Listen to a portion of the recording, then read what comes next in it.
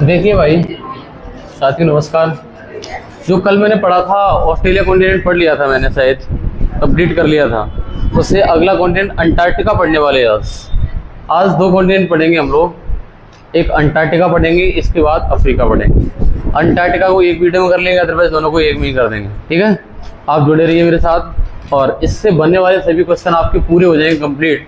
यकीन मानिए अगर आप लास्ट तक वीडियो देखते हैं, बहुत कुछ मिलने वाला है, बहुत सिलेक्टेड कंटेंट है जिससे क्वेश्चन डायरेक्ट मिलते। आ जाओ मेरे भाई, आपके सामने जो कल मैंने चर्चा करी थी कल की क्लास में, वो याद करिए। मैंने ये करा था कि अगर हम एरिया वाइज बात करें, अगर हम बात एरिया वाइज करें तो एरिया वाइज पहले नंबर पे आता है बेटा एशिया, दूसरे नंबर पे आता है अफ्रीका, तीसरे नंबर पे नॉर्थ अमेरिका, चौथे नंबर पे साउथ अमेरिका और पांचवें नंबर पे और छठे नंबर पे और सातवें नंबर पे।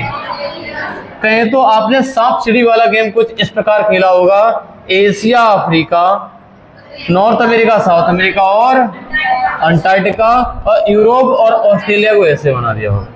ये बात मैंने तब करी थी जब हमारी एरिया वाइज क्षेत्रफल के हिसाब से बात हो रही हो। और वहीं पर मैंने जनसंख्या के हिसाब से बात कैसे करी थी, देखो बेटा, जनसंख्या के हिसाब से मैंने बात करी थी वो इस प्रकार थी।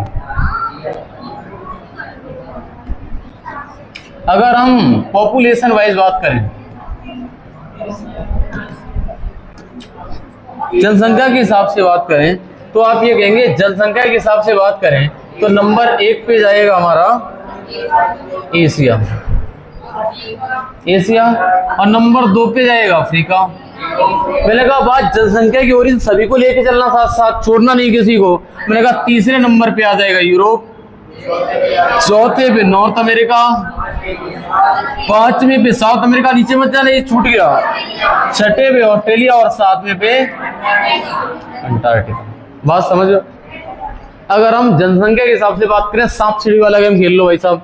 मैंने कहा देखो सांप सीढ़ी वाला गेम कैसे चलता है, मैंने कहा ध्यान से देखना। मैंने कहा एशिया अफ्रीका और Europe, north America south America Australia और, मतलब जनसंख्या की बात हो तो किसी को छोड़ के नहीं चलना है, लेकिन एरिया वाइज बात हो तो छोड़ के चल सकते हो। एरिया वाइज ऐसे 1 2 3 4 5 6 7 यही चलता है, 6 7 चलता है, 6 7 6 7 6 7। लेकिन जनसंख्या के हिसाब से 1 2 3 4 5 6 और ऐसे क्रम याद करो तो रटना नहीं पड़ेगा आपको, बस ये वाला क्रम याद कर लो। कौन से पहले पे आ रहा जनसंख्या के हिसाब से, कौन क्षेत्रफल के हिसाब से आ रहा दूसरे पे।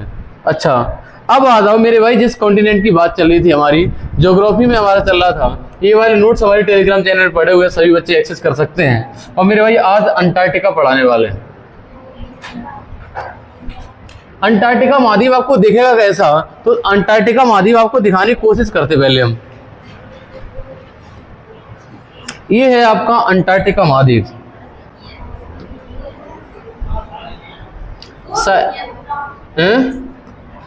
ये वाला फोटो है ना, ये अंटार्कटिका महाद्वीप का है। ये कहें तो दक्षिणी ध्रुव है, साउथ पोल है हमारी पृथ्वी का। हमारी पृथ्वी का दक्षिणी ध्रुव है वो कौन सा है बेटा, अंटार्कटिका है ना। दक्षिणी ध्रुव पर हमारा जो कॉन्टिनेंट पड़ता है वो हमारा कौन सा है, साउथ पोल, अंटार्कटिका। अच्छा इसके बारे में आज बहुत सारी बात करेंगे हम लोग, कितनी बहुत सारी बात करने वाले हैं, यकीन मानिए। और इससे बनने वाले क्वेश्चन एक भी छूट ना पाए, इसकी हमारी पूरी कोशिश रहेगी। अंटार्कटिका ठीक है, आ जाओ मेरे भाई पढ़ाई शुरू करते हैं और एक एक पॉइंट पे चर्चा करके चलेंगे। मैंने पृथ्वी बना के देखी, मैंने कहा ये अर्थ है, अर्थ का दक्षिणी भाग है, ये अंटार्कटिका है। हालांकि मैंने नोट्स में पूरा दिखाने की कोशिश करी है, तब भी हम यहाँ पे पढ़ा रहे तो हम मैप के सहारा ले लेते ताकि आपको पता चले है कहाँ पे अंटार्कटिका।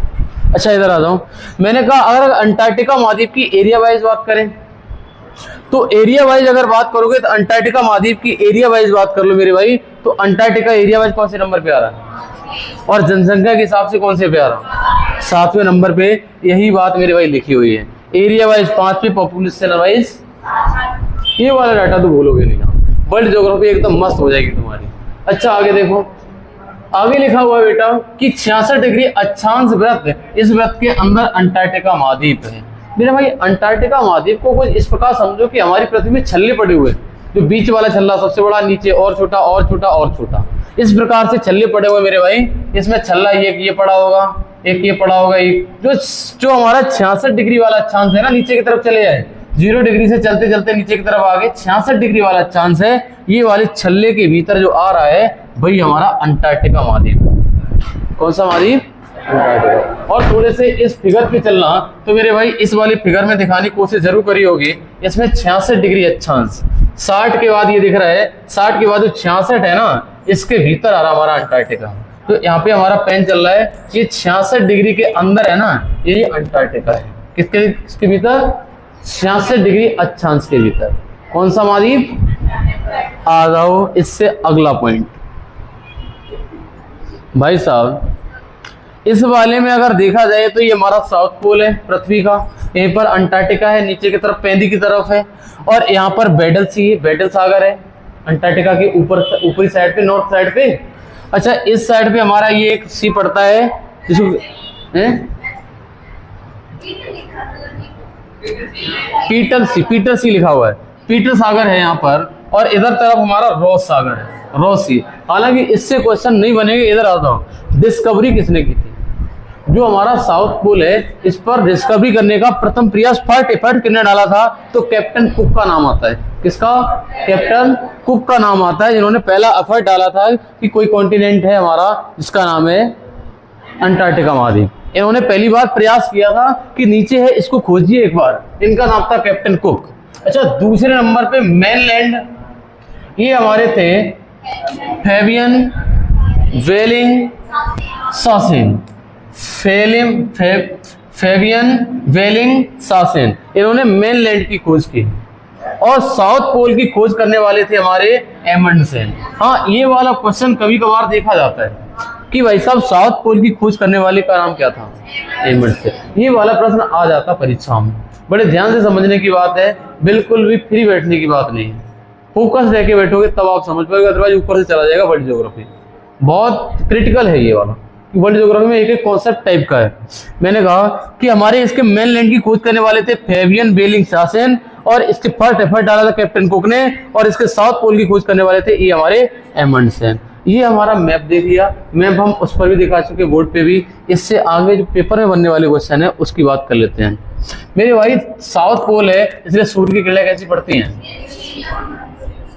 और तिरछी पड़ने की वजह से 6 महीने का दिन होता है, और 6 महीने के यहाँ पर बात हम साउथ पोल के एक महाद्वीप कहें तो अंटार्कटिका महाद्वीप की करी। यहाँ पर 6 महीने तक रात है और 6 महीने तक लगातार दिन, यानी सूर्य एक बार चमकता है और 6 महीने तक नहीं चमकता, छुप जाता है ये वाला दक्षिणी ध्रुव। अच्छा, यह महाद्वीप बर्फ से ढका है। ये वाला महाद्वीप, सूर्य की किरणें तिरछी पड़ती हैं इसलिए टेम्परेचर ज्यादा रहता नहीं है। अगर सूर्य की किरणें सीधी पड़ती तो टेम्परेचर ज्यादा रहता। इसकी वजह से यहाँ पर सिर्फ बर्फ जमी रहती, बर्फ से ढका रहता है ये। अच्छा, बर्फ से ढका रहता मेरे भाई, तो आप कहेंगे इसमें ऊपर बर्फ जमी हुई है, नीचे की तरफ झील है ना, वो लेक दबी हुई है, नीचे की तरफ पानी, ऊपर की तरफ बर्फ है और नीचे की तरफ झील है, क्योंकि ऊपर से स्नो कहें तो बर्फबारी होती रहती है, ऊपर से प्रेशर होता है, ज्वालामुखी क्रिया भी हो जाती है। यहाँ पर निचली परत पिघल जाती है और इसकी वजह से झील में जीवाश्म होते हैं और खनिज पाए जाते हैं। जो इसकी नीचे की झील है ना, इसमें पाए जाते हैं फॉसिल्स और मिनरल्स पाए जाते हैं, कहें तो खनिज और जीवाश्म पाए जाते हैं। इससे भी नहीं, कुछ क्वेश्चन जो पेपर में बनना है, जो सबसे इंपॉर्टेंट सेक्शन है वो अब शुरू होता है। भाई साहब, ये बोला कि जब दक्षिणी ध्रुव पर बहुत सारी बर्फबारी है, कोई रहना मुश्किल है, तो भाई साहब सभी देशों ने कहा रहेगा कौन, ये कब्जा कौन करेगा? भाई साहब की गांव में कोई खाली खेत पड़ा, प्रधान कह रहा पट्टा कर दो किसी के नाम। अब किसके नाम करें? तो कह रहा जो खासम खास उसी के नाम कर दो, उसी के नाम लिखा दिया पट्टा, वो आराम से जमीन कर रहा। ऐसी एक खाली जमीन पड़ी हुई थी जो हमारा कॉन्टिनेंट का था, अंटार्कटिका कॉन्टिनेंट। ये खाली कोई रह नहीं रहा था, अब कोई देश चाह रहा था कि हम कब्जा कर लें इस पे। तो भाई साहब एक मीटिंग बुलाई गई 1900, इसको कहते हैं अंटार्कटिका ट्रीटी, कह दो अंटार्कटिका। कोई चीज ऐसी पड़ी नहीं है कि वैसा कोई भी जाके कब्जा कर ले, हथिया ले उसको। अंटार्कटिका संधि करी गई तो सभी लोगों का मत ये हुआ कि मेरे भाई ये वाली चीज रहने लायक है नहीं, अगर कोई एक देश रहेगा उस पर कब्जा करेगा और कोई आ भी नहीं पाएगा। ऐसा करिए, इस पर कोई मत रहिए, कोई भी इस पर निवास मत करिए। फिर बोले क्या करेंगे? बोले यहाँ पर डिसीजन ये लिया गया कि यहाँ पर जनसंख्या नहीं रहेगी। जो संधि हुई थी, एक मीटिंग हुई थी, एक समिट हुई थी, जो मेरी अंटार्कटिका संधि 1959 की डेट पूछी जाती है, कब हुई थी? 1959 में हुई थी। और बोला कि यहाँ पर जनसंख्या नहीं रहेगी, केवल रिसर्च के कार्य के लिए होगा।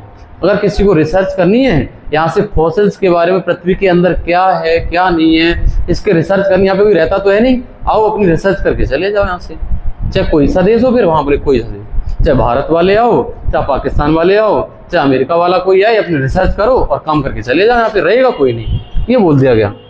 अच्छा, शासन का अधिकार, बोले शासन का अधिकार किसका रखा हुआ, तो सभी देश ना, कोई मत रखो यार। अगर एक का शासन का अधिकार देखिए तो फिर वही कहेगा, वो हथियार लेगा किसी टाइम पे, वो कहेगा हमारा हो गया ये अंटार्कटिका। बोले किसी का शासन नहीं, कोई जनसंख्या नहीं, सिर्फ इसका यूज होगा किसके लिए, रिसर्च के लिए, सिर्फ अनुसंधान के लिए खोज होगा।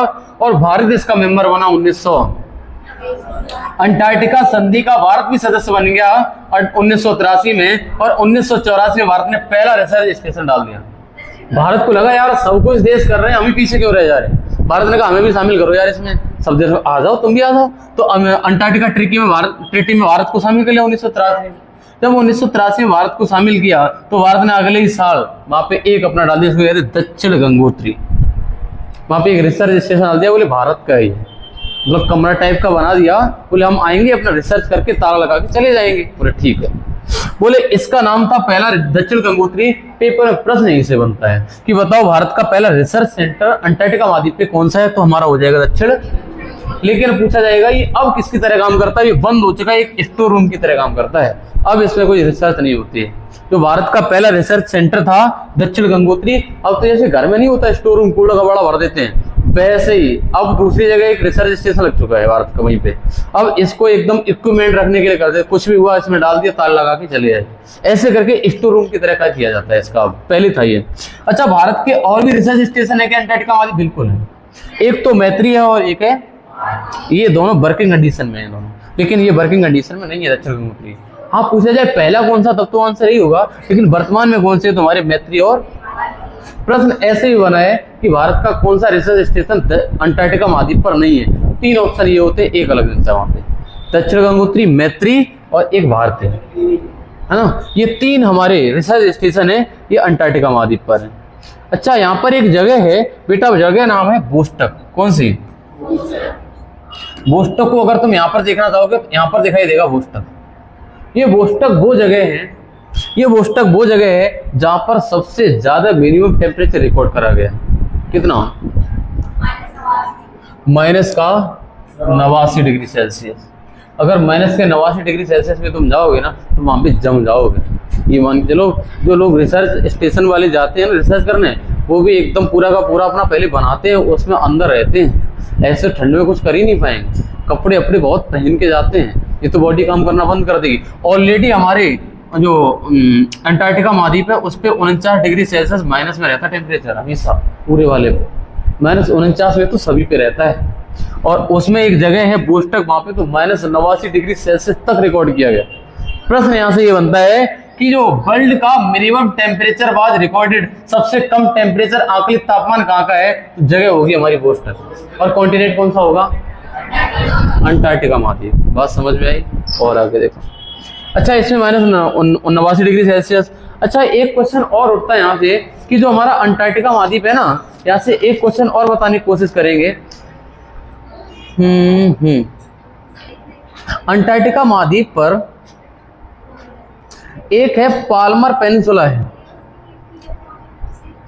Palmer peninsula. यहाँ पर लिख लो, आपके पास अगर कॉपी हो सभी लोग लिखना शुरू कर देना। यहाँ पर एक जगह है पाल्मर पेनिनसुला।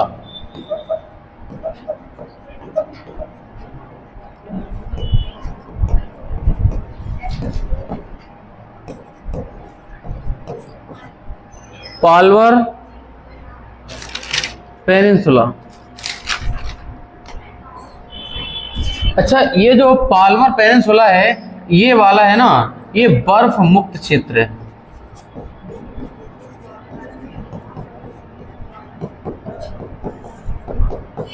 और ये वाला एडॉप्टेड बाई यूएसए। अभी तो आप कह रहे थे कि जो संधि हुई थी 1959 में, अंटार्कटिका संधि हुई थी, उसमें कहा गया कोई जनसंख्या नहीं रहेगी। लेकिन भाई साहब, एक जगह पड़ती है अंटार्कटिका महाद्वीप पर जिसका नाम है मेरे भाई पाल्मर पेनिनसुला। एक जगह है जो कि बर्फ मुक्त है। बर्फ मुक्त क्षेत्र है, इसको एडॉप्ट कर लिया है, घेर लिया, कब्जा कर लिया इस पर किसने? Palmer peninsula. ये जगह कहाँ पे पड़ेगी? तो मेरे भाई इस साइड आ जाओ, ये वाली जगह ही पाल्मर पेनिनसुला है।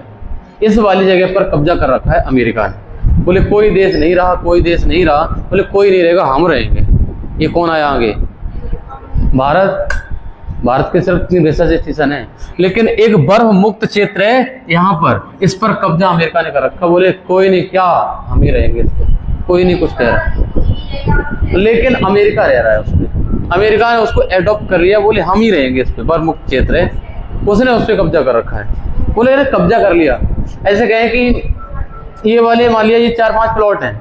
बोले कोई नहीं इस पे रहेगा, इसमें कोई मकान नहीं बना सकता, अब तुम आके कब्जा कर लो। और हमने क्या कहा था, कोई नहीं रहेगा। कब्जा कर लिया ना तुमने।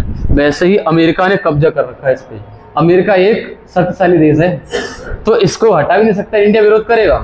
विरोध कर भी नहीं सकता। वैसा बहुत सारी हेल्प मिलती है इंडिया को, बिगड़ जाएगी, इसलिए बहुत सारे देश बोल ले रहे हैं इससे। तो कहते हैं ना, कोई खतरनाक आदमी जब कोई कब्जा करता है उससे बोलता कोई नहीं, वही कुछ हिसाब है अमेरिका का। अमेरिका ने इसको एडॉप्ट कर लिया। बोले हम ही रहेंगे इस पे, और कोई नहीं आ सकता। बोले ठीक है।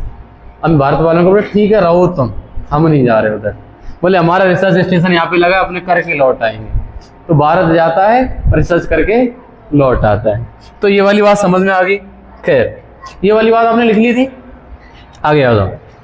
अच्छा, यहाँ पर एक माउंट एल्ब्रुस, कौन सी? माउंट एल्ब्रुस है। ये एक सक्रिय ज्वालामुखी है। यहाँ से प्रश्न आता है कि हमारे अंटार्कटिका महाद्वीप पर सक्रिय ज्वालामुखी का नाम क्या है? Mount Elbrus. अच्छा, यहाँ पर एक श्रेणी पाई जाती है, ट्रांस अंटार्कटिकन रेंज। ये महाद्वीप के मध्य भाग में है, और ये ईस्ट और वेस्ट पार्ट कहें तो 2 में डिवाइड करती है। ये कहें तो ऐसे करके रेंज है।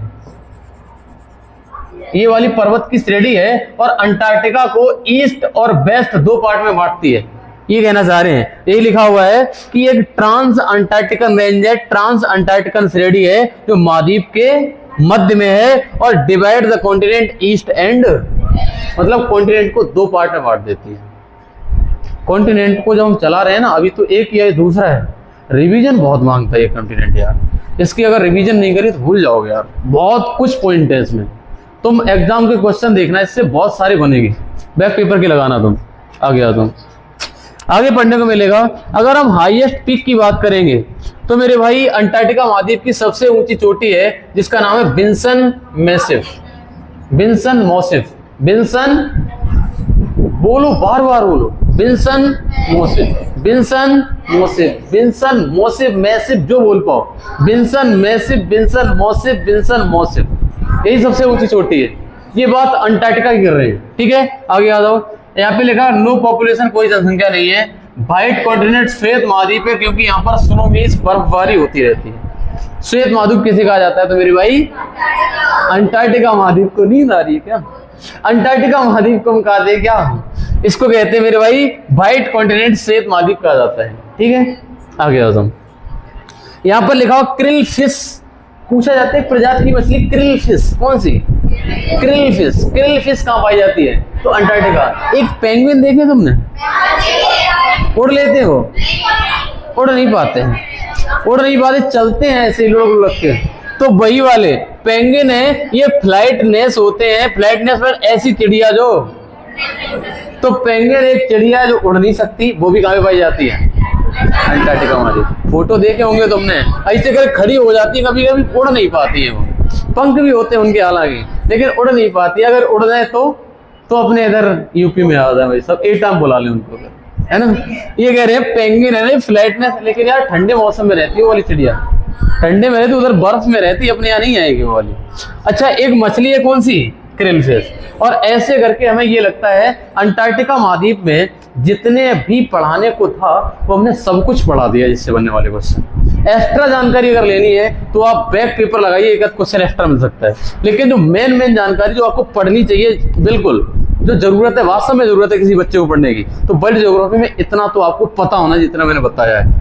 आप एक बार यहाँ पे पढ़ चुके हो, घर पे पढ़ना, अगर समझ ना आया तो उसके लिए वीडियो देख लेना। इस वाले टॉपिक को यहीं पे रोकता हूँ, अगला कॉन्टिनेंट में अभी पढ़ाता हूँ। देख कितने मिनट की क्लास हो चुकी है, 20 मिनट की लगभग क्लास हो चुकी है।